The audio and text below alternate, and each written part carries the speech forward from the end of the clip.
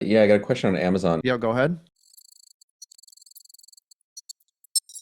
One of my Achilles heels, I guess, is kind of balancing the momentum you see on the EWO versus the resistance lines you see on the chart. Uh-huh. So Amazon's coming down, you get a nice big bleed out, but I'm like, all right, it's holding under the 200. I'm gonna get a couple puts. And I'm just wondering, am I getting in too early there, right? Yeah, you're getting in super late. You're so late to this party, it's not even funny, right? No, right here was Nope. the entry. See this? This is your entry. Yeah. See it? Because you already broke past VWAP. You got a long ways to go to the 200. You're still holding it. Yeah, if you're trying to get in here, you're scalping. You're not even close to the 2 minute EWO anymore. Interesting. Yeah, this is gone. This is toast. This is it's toast now. Yep. Yeah. Okay, I see what you're saying. Thank you. Yeah, yeah. And the only reason is now listen, if the 200 was close, like right up here, no, I would wait, right? But it's really Yeah. far away. Yeah, you still got a lot of Okay. room there. And the beauty of that is if you got in here, you already know your stop was just above VWAP. So this is your Hmm. risk, and then this is your unlimited reward, right? Yeah. I keep seeing that as so close, but you're right. It's not. There's a lot of money to be made there, even if it Yeah. bounces again. Yep. Oh Yeah. yeah, quite a bit. That's a 50-cent move still, right? Which is massive for Amazon. That's massive.